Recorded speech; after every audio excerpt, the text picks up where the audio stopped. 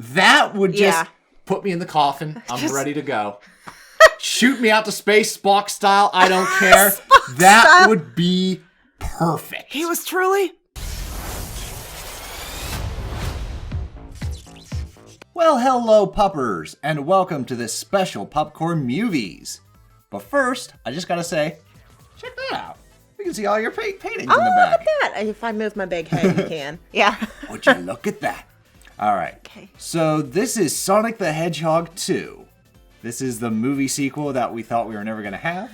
Yeah. This was a weird story because when Sonic was first revealed, I, amongst many people, was just like, oh, this is going to be awful. Well, the animation in general, like, they gave Sonic almost like a realistic hedgehog face with, like, human eyes. It was really creepy. Yeah. And then, like, after petitions and near riots, they fixed his face. They fixed it. They spent a lot of money to like redo it, and still I was looking at the trailer and I was just like, well, at least Jim Carrey's gonna be awesome. They tried. So we saw it on one of our dates, and we surprisingly really liked it. Yeah. I enjoyed the movie about as much as I enjoy the original Sonic the Hedgehog, whereas I enjoyed this movie like I do the second Sonic the Hedgehog. So it's kind of funny how it works. Yeah. The film was really good. Enjoyed this movie. It felt like this is the way to do like a video game movie. Yeah, really where did. They pulled from multiple games instead of trying to stick strictly to one game, but they didn't go overboard, if that makes sense. No, I agree with that.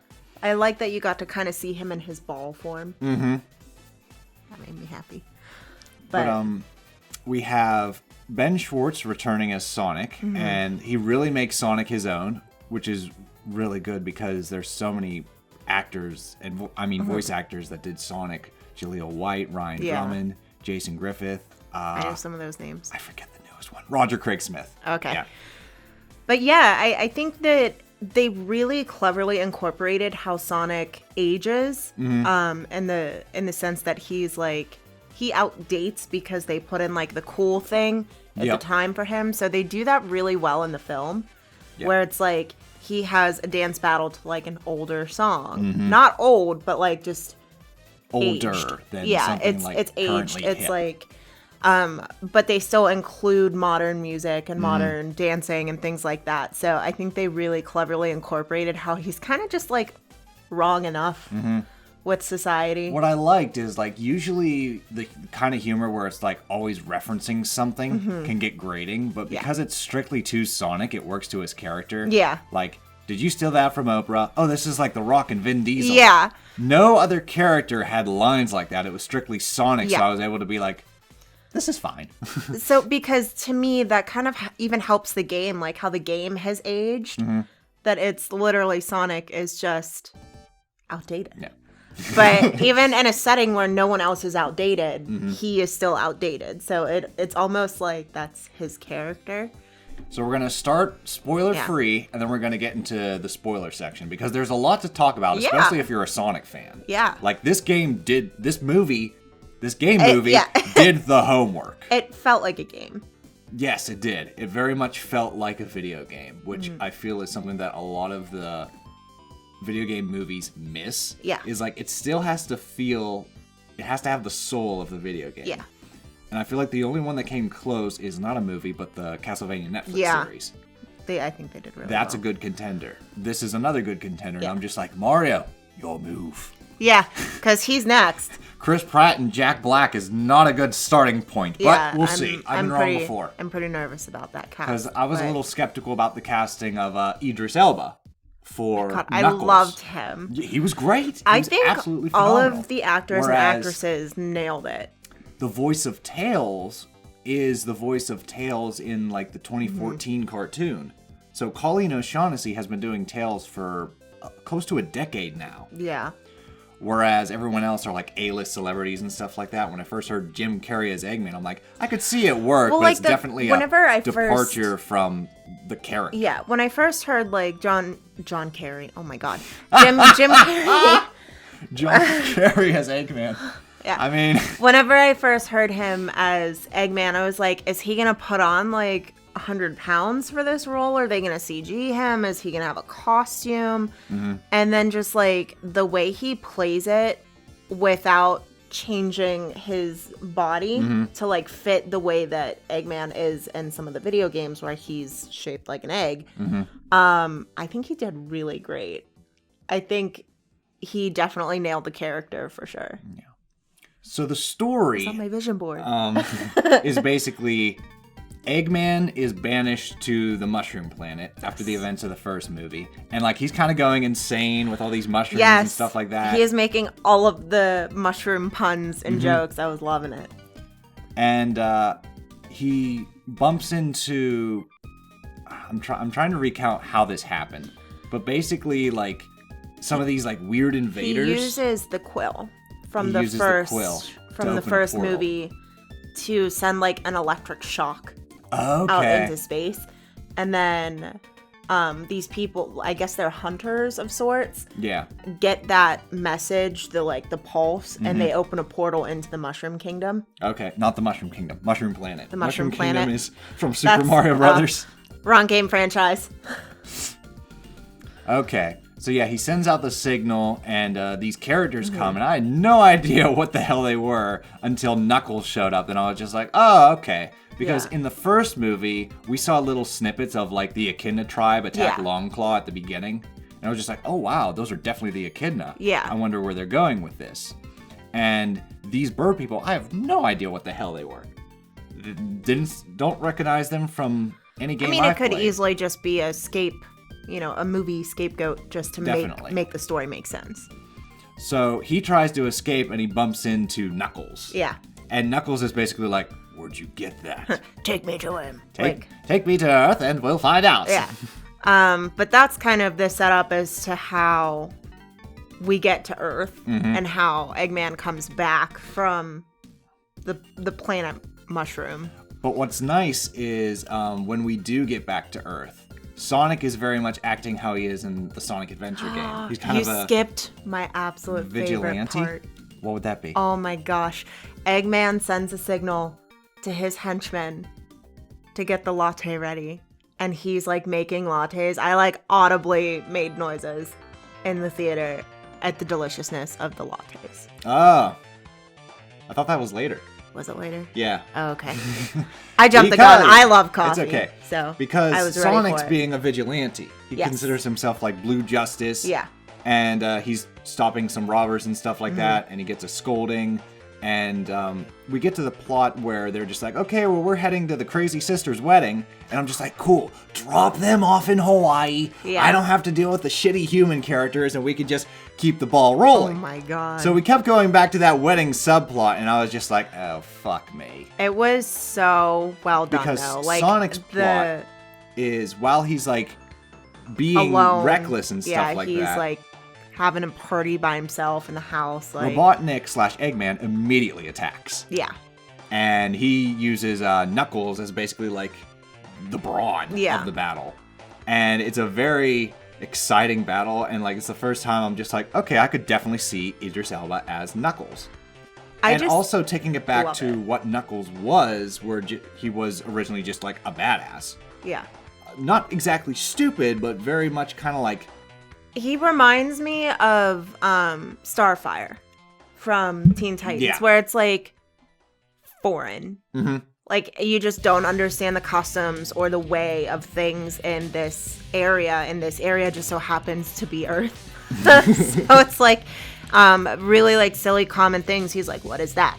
Why are you doing that? And it's just like, it adds a little bit of comedy, but it really like builds up his character to someone who's like learning what friendship is, learning what partnership is, learning like what betrayal is. So I think he like nailed it with kind of the bluntness of it. I love the character. Yeah, he was great, and he was a very legitimate threat. Where are my manners? Sonic, meet Knuckles. And he's just like bringing popcorn and stuff because he's relishing in the fact it's just like this damn hedgehog is getting his ass kicked. I love it because to me he's still a good villain, but he is absolutely insane. Mm-hmm. Like I love when it's like slow motion blow up and like his mustache is like fluttering in the wind.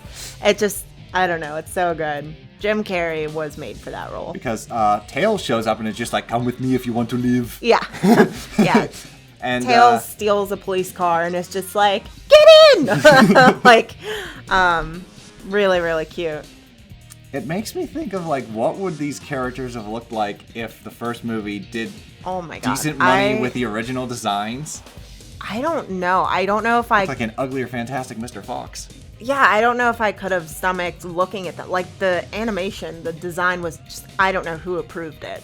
Mm-hmm. It was awful. Whereas these designs are very much like, they look like the characters, but also their own thing. Yeah. Like, the biggest one is, like, Sonic characters kind of have, like, their two eyes are like one eye. Connected, yeah. And they have just, like, two pupils. And that's just how they're animated. Yeah. Whereas in this one, he clearly has, like, the divide. He has two eyes. In his eyes. Yeah. I think I think it was just easier because, like, how do you put, like, a little stripe of coloring between the eyes that would probably just not be as easy to animate.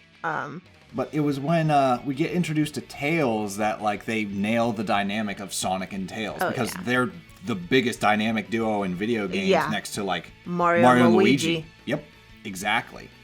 So it was great that, like, they got it perfect. Yeah. I really loved what they did with Tails. How he was kind of like the tech guy. He, like, shows up with all his fun little gadgets. Then we start getting to scenes where I was starting to be like, oh, starting to get I nervous. might not like this. Because we kept going back to the wedding scene. I loved it. I absolutely love, like, I normally am not a super big fan of, like, subplots and side plots. I'm just like, all right, just why? It's unimportant. I feel like that subplot was strictly for those that don't like video game movies and just had to be there. I feel like so they wanted something that feels like that subplot helped bring in a massive part of the games that otherwise could have been very difficult to introduce. Which we'll get to that part when we come into some spoilers. In a moment, because another scene that bothered me was that bar scene. Because it also reminded me of the bar scene from the first movie, which was kind of like cool and unique. And this one is just like a dance off, and I'm just like, alright. I liked it. I thought it was cute. Like, yeah, it was cute. So I don't necessarily think it's much of a spoiler. Tails and Sonic find themselves in I believe either a Ukrainian bar or a Russian bar or a very, like, sturdy, scary backwoods Siberian bar. And they're gonna be executed. They're, like, getting ready to get tossed in the fire, and Tails shouts out a word that's like, they don't know what it means, and everyone is super excited, and they're clearing the floor and they're getting ready. And essentially it's leading you up to believe that it's going to be like some sort of, like, wrestling match or, like, arm wrestling or something very, like, physical strength. And this guy comes out and his, like, tracksuit and just, like, rips his shirt off, and he has a tattoo of himself. Yes. Like on his chest, and he just starts to dance. Yep. Like traditional Russian dancing. And Sonic is like, oh yeah, a dance-off. I thought it was really cute. I think that was a nice touch to see the dynamic between him and Tails, their friendship really starting to grow, but also their personalities when Tails is like, we're gonna die. And Sonic is like, let's change it up. And he just, like, changes the music and just, like, shows that, you know what, if we're gonna die, let's go out, you know, as ballers. And then ends up, you know, because, like, dance number aside, this very much felt like a video game, more specifically a Sonic game. Like, it's a race to the Master Emerald. Yeah. Because this is all about, like, the source of ultimate power, which Robotnik's like, ultimate power? Yeah. You don't and say. He just gets rid of the quill, and he's just like, ultimate power. Yeah. So him and Knuckles form an alliance, and Tails and Sonic form an alliance. Yes. And you got that nice dynamic, but also, like, difference of how their alliances work and how one gets stronger, whereas the other one you realize is going to be, like, very fragile and will eventually crumble. Even with that, so we're going to start getting into some spoilers. Yeah, we're getting into spoilers now. So you can kind of see the moment where the sides tip when the avalanche scene happens. So right after they leave the bar, where Robotnik comes in, and Sonic doesn't go after the compass, he goes after Tails. You hear Knuckles saying, like, he chose to save his friend instead of come after us. And Robotnik is like, I know, how dumb, right? And you can kind of see, like, the wheels turning for Knuckles, like... Yeah. That was the first hard laugh I had when he threw it, and Robotnik was like, no! And they, like, slow motion because Sonic goes to toss the compass to Tails, and you just see Robotnik slow motion coming in from the side, and he's screaming, and it's just... It was comedic gold. It's pure Carrie. It was so good. I loved it. Like... Because then we get to, like, the first very interesting twist. So, Sonic has these rings, which we established in the first movie, and that's really cool how they implemented that. Because it makes me think back to the games where, like, when you were in a hub, you go through a ring to enter a separate world. So, it's cool that they borrowed that and used it for, like, the plot point. Well, anyways, he needs a ring so that he can get away from the avalanche and into where Tom is. But he drops his bag of rings.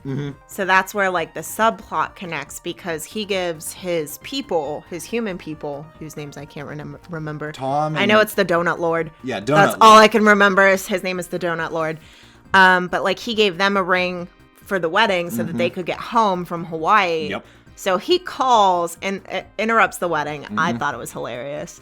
And, like, needs him to throw the ring. There's a whole debacle there where it's the wrong ring. Yeah. It's the wedding ring instead of the travel ring. But I thought it was really funny. And this is kind of going back to what we said earlier, why I think this subplot was needed. Because when Sonic comes through that portal into Hawaii with the snow and the avalanche and everything, like, all the people at this wedding pull out weapons. Yeah. So, and then you were like, oh shit, like, in the theater, there's children behind us, and you're just like, oh shit! And I'm like, this is a kid's movie. But... Listen, we'll talk about the kids' movie oh my god. as a closing note for this. But anyway, they introduced Gun. Yeah, Gun, which is a very major, like, government force. I think they're in Sonic Adventure 1, but I know they're big in Sonic Adventure 2 and onwards. Yeah. Until the creators were like, hey, this is getting a little messy, some of the shit gotta go, and Gun was one of the first.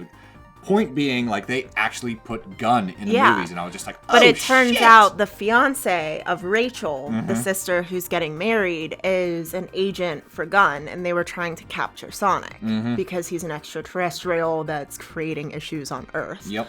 So I just think it was really neat how they took this side plot and they kind of introduced it to the main plot. Yeah. And tied it into the game as well. So now I can reveal that I am now okay with that subplot now that I know where it was going. I thought it very easily was just like, hey, there's a romantic wedding subplot. But then, like, the wedding ends and the bride loses her shit. And it is so funny. When the sisters unite and, like, infiltrate to free it's so Donut funny. Lord and Sonic and Tails, I was laughing so hard. They're trying to figure out how to use Tails, like, his little gadgets and his weapons and stuff. And Rachel's just so mad at her fiance. And she's just like, I'll shoot him. Pew, pew, pew. And she's like, I have to cope with this in my own way. It's just so funny. She chases him down. Randall! I know. In the golf cart.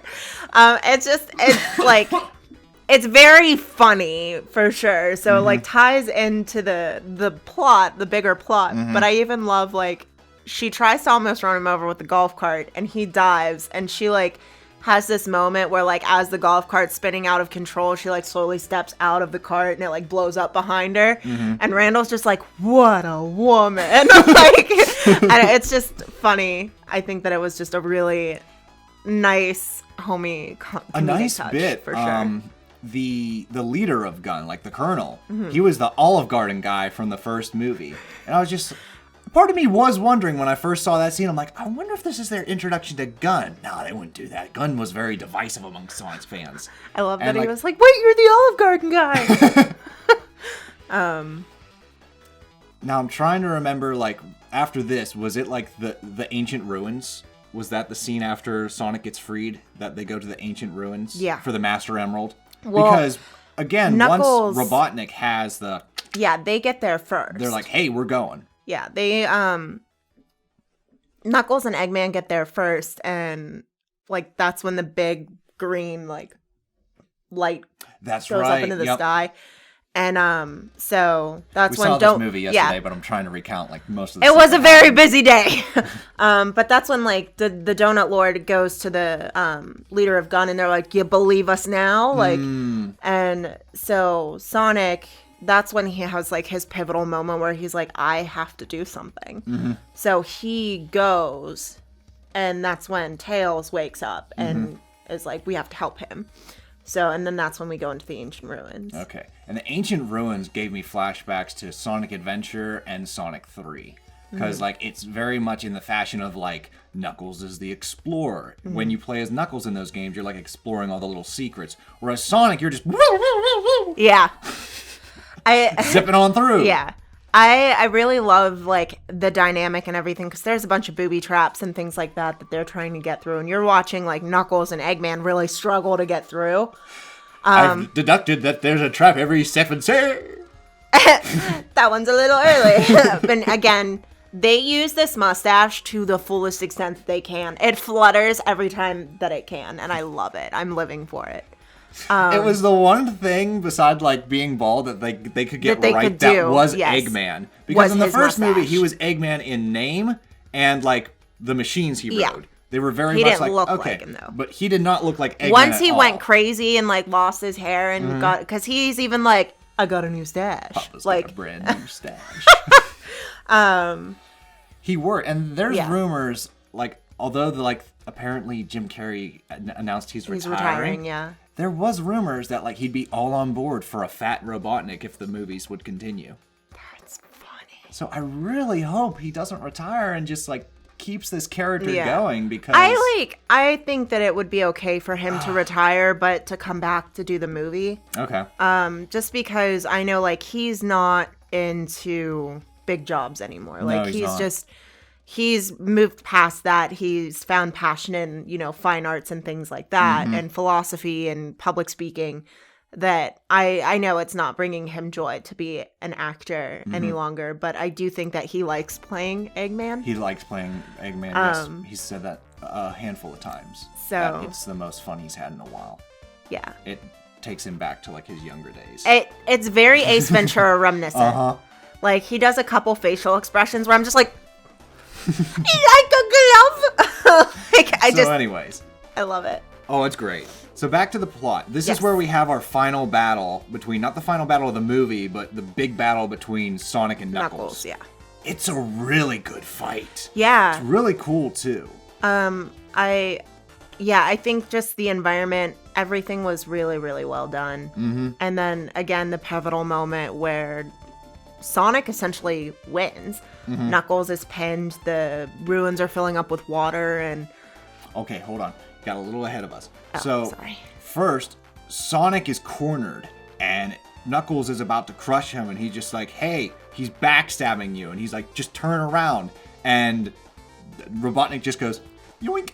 Yeah. And becomes like... And takes, he like absorbs Ultra Robotnik. He absorbs it and toodles, then the place floods, and then, Sonic saves him. Sonic saves him. Which in return, Knuckles saves Sonic because he drowns. And they do like how it works in the game.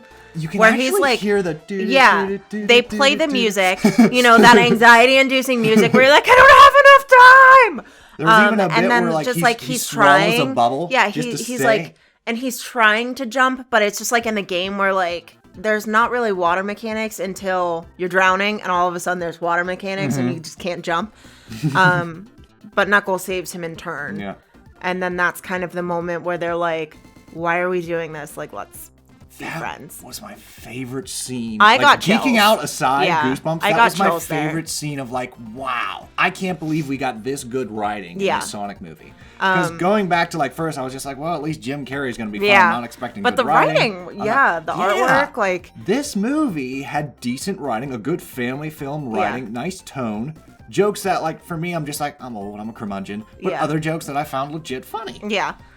I just, like, that scene was excellent. Because their history, they were on opposite sides, both fighting for the Emerald, and basically Knuckles is like, I need to do this. Like, I need to end you because you ended my people. And Sonic is like, I lost everything, too. Like, we both want the same things. Why are we fighting against each other? So it's just like that moment was just also really, liked really special. the line, like, how dare you attack me in my moment of weakness?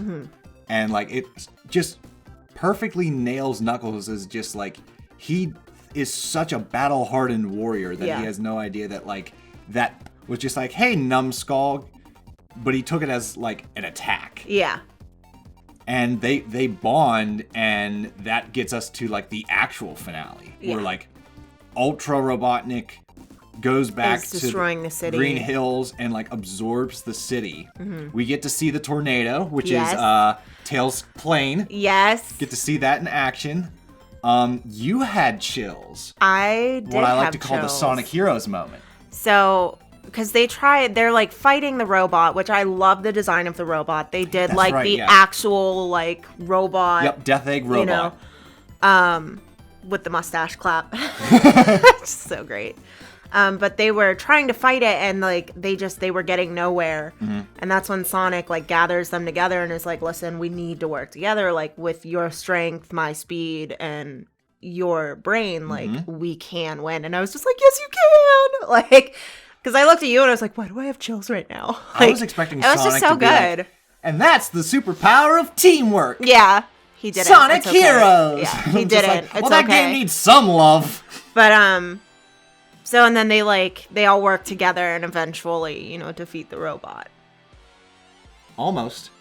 So they work together, but it's not enough, and they manage to get the emerald back, but they don't defeat the robot. So in this moment of like desperation, the Master Emerald crumbles. Yeah. And all the Chaos Emeralds kind of just like scatter. Yeah, fall out. And they're just like, well, if we're gonna die, we're gonna die together. So this happens.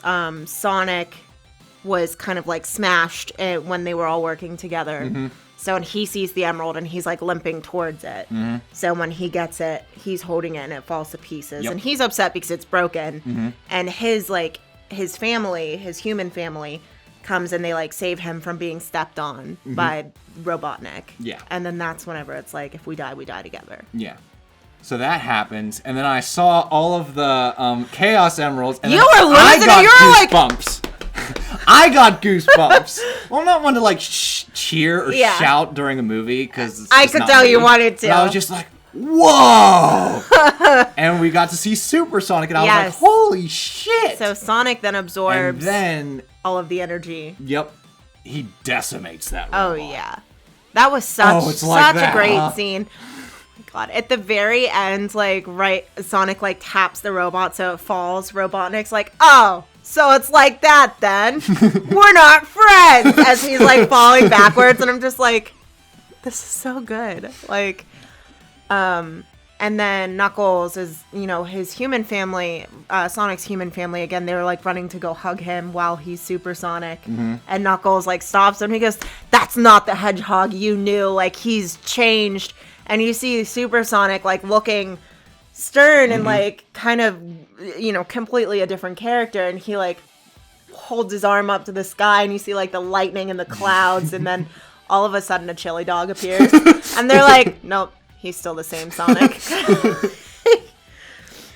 And then before we get to, like, the big stuff, we have the ending where they're all together, and we have that heartwarming baseball scene. Oh my god, scene. they play baseball and it's the cutest thing I've ever seen.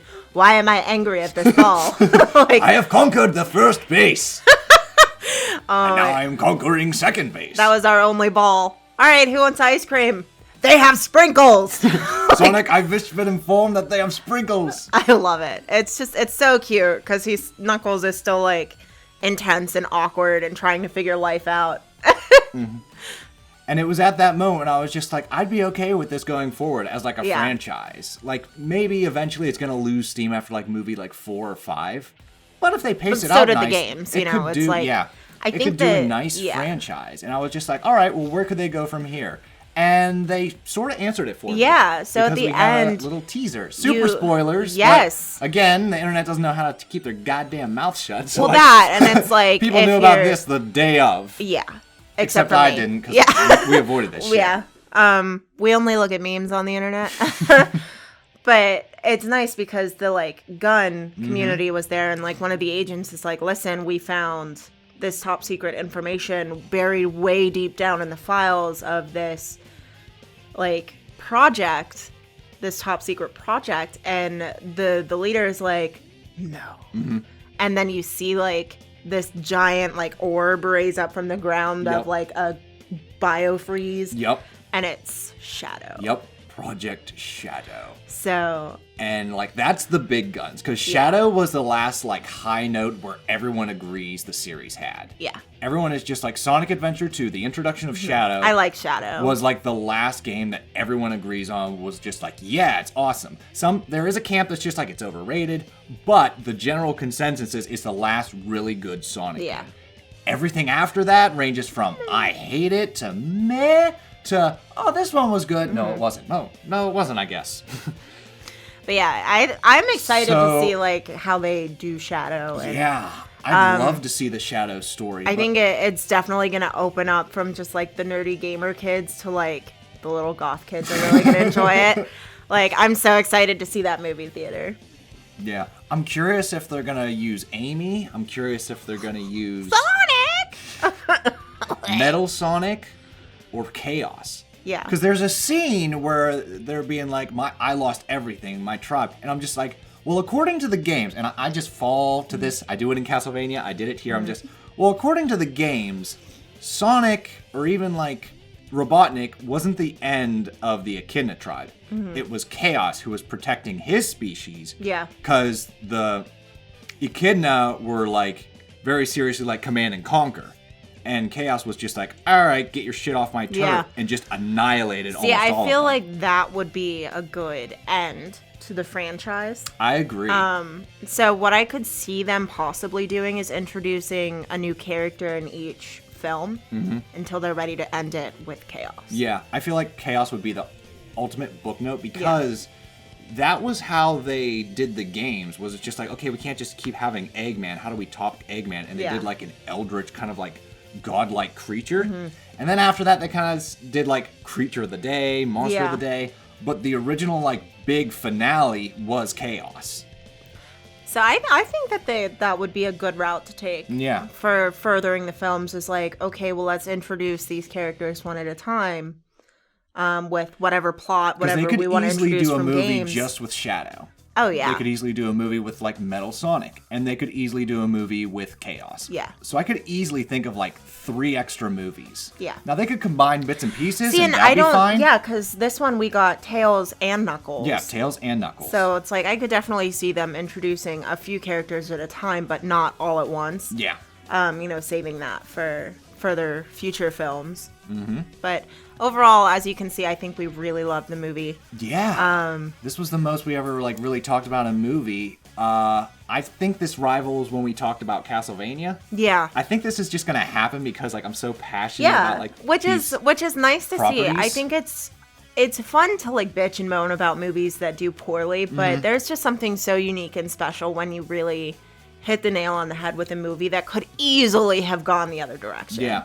You know, they really could have messed this up and made it just an awful, awful franchised movie. And this movie would never exist. Yeah, but it was done really well. I think that they really nailed the characters. I think they really were successful with having a cohesive movie, but also incorporating games. Just one request for the third movie.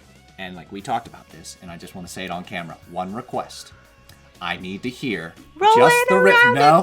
No. As much as I'd love that, and as much as I'd love that would make you annoyed, oh my God. What I really want, it doesn't even have to be the full song, because I understand like copyright out the wazoo, but just the opening riff to Live and Learn, somewhere in that movie. Ba-ba-now, ba-ba-now. That would just put me in the coffin. I'm ready to go. Shoot me out to space, Spock style. I don't care. That would be perfect. He was truly human. But yeah, I think that it was really well done. If I were to rank these two movies, the first one I would give worth a watch. I would definitely... I would let the first one sleep at the foot of the bed. Really? Yeah. Because it was nice and nostalgic and really set up for the second one very well. Just because it hit all the right notes and it paid respect to the fans. Yeah. And like it took the extra time to get this property. I'm going to give it a very low part of the family. Like it just becomes part of the family. I would categorize this as a bubka. A bubka? Yeah, it's a part of the family even if you don't see it all that often. Like it's not like a masterpiece, but it's so nostalgic and nostalgic, well done. Good family film. Yeah, I would definitely agree. So there you go, puppers. But we have one more thing we want to talk about. Our theater experience. Oh my god. Because this is where I'm just like, I want to love the theater. This is a struggle we've been having. Literally since before COVID started, we've been having this discussion of like, are theaters dying? You know, are theaters still relevant? Yeah. You know? And we have this conversation. And of just normally like, I'm like, history, I love to go out to a theater, exactly. and it's the experience, and the big nice screen, and the snacks. It's something to do. And then we sit there and we're just like, let them die. There was a mother because there wasn't a whole lot of people in the theater. I would say under 20 people. Yeah. You know, this movie came out earlier in the month, so it's had its time to really go. Mm-hmm. And this mom in the theater had probably 3 or 4 kids with her. And her youngest was sitting on her lap watching a movie on her phone out loud. Like, while the movie was playing, just had a separate movie or cartoon or something playing on full volume. Yeah. During the movie. Yeah. That was not my worst experience, but it just cracked into my top 3. I really wanted to turn around and just be like, good thing we didn't pay for these tickets.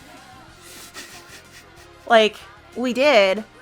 Turn your sound off or give the kid headphones. Like, I just didn't want to start a scene and, like, obviously theaters are hurting. Yeah. They need, like, all the customers. They weren't going to do anything about it. It was just so annoying because it's like you have this real serious and kind of special moment happening in the film, and then you just hear, like, Paw Patrol going on in the background or some shit. And it was just like, stop it. My worst experience was when I saw Dracula Untold. I had people, like, with flip phones blinding me and, like, kids just, like, running through. That is one thing it was a packed theater. Really surprised I didn't see. At the beginning of the movie, there was no please turn your phones off. You know, there was no, like, turn your ringer off. Oh, wow. Please don't use your phones. I don't know, because there was only one brief, like, snack reference to of like popcorn and a Coke. Right. Whereas normally like there's like get your snacks, they smack you with that, yeah. Yeah, it was odd. They had way more ads and commercial style things rather than like movie previews, and so I mean it's a way for them to get their money. People buy ad space, but I really wish they would have had turn your phones off for that mom. So But yeah, it makes me going to the theater just more hesitant to be like, I could wait. Yeah. Experiences like that. So take with it as you will. So to end on a high note, on a positive, Puppers, what do you look forward to and what would you like to see in future Sonic movies? Yes. Let us know, and we'll see you guys at the next Pupcorn Movies. Doodles!